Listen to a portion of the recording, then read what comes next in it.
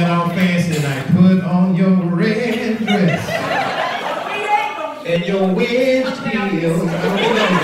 You said your wedge heels. Oh, good. Well, I think these sponsors that are like facilitating this and everything, I don't think you understand the thing that it takes to bring on something like this, and that they even care enough to bring on something like this. I, for one, just lost a really good family friend last week to suicide. And he was a very quiet brother, played football with him in high school and everything, and you know, he's always like cheerful and laughing and everything, but did not know that he was depressed. He left a wife and 3 kids behind. One of his kids with special needs and things like that, but I think that's not enough to really like just want to end your life, because I don't think a lot of people understand this, but ending your life is permanent. Okay? And then it's something that you don't understand, that the survivors of that, they really are suffering from PTSD. And that's another issue. My children's godfather, he killed himself. It's 3.5 years, be 4 years on December the 8th.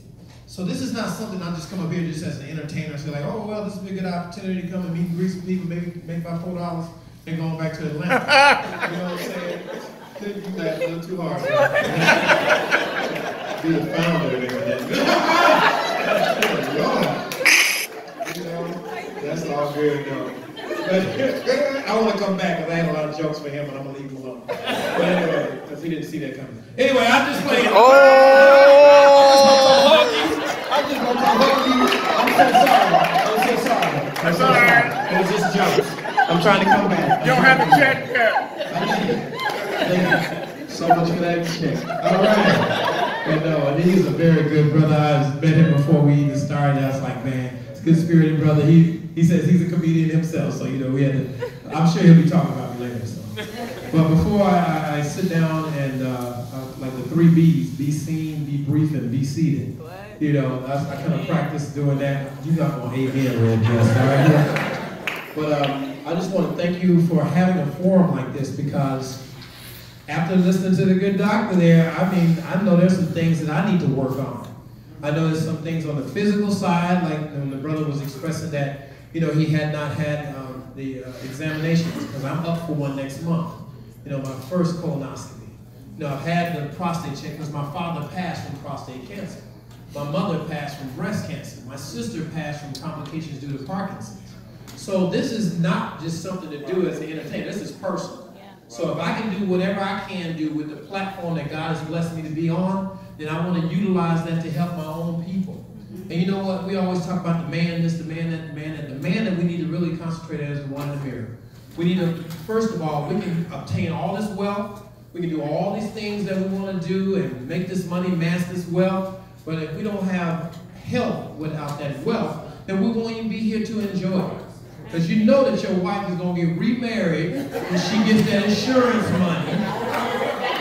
She's not smiling? Okay. You all right? She's trying to say, man, you telling my secrets?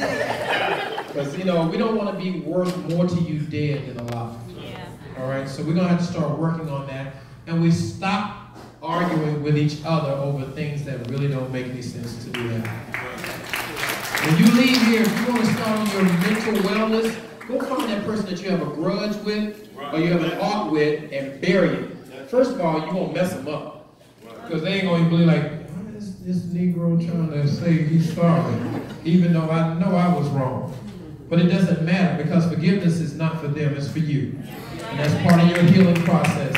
So start healing and start with yourself and get help. I promise you I didn't want to go get a prostate exam. I promise you I did. And you know, I was all excited and everything, and I went up to shake the lady's hand. She was actually a nurse practitioner. I shook her hand. I was like, oh, wow, 10 fingers, thank God. And see, me didn't get that. But then when I pulled away from her, she had some really big knuckles. So I was like, Lord, have mercy. I'm going to let that marinate. You feel me, bro? I mean, I ain't even say feel, but you know what I'm saying. But look here, God bless y'all. I've got my little finger wrapping up and everything, but like I said, this is personal for me as well. I am so blessed to be here, and thank you so much for inviting me. I'm also cancer-free, and I plan to be that way for a long time, until I'm 110 at least. Because we got a lot of work to do, and we're not even halfway there. But if we just start with ourselves, you know, God bless the child's got his own.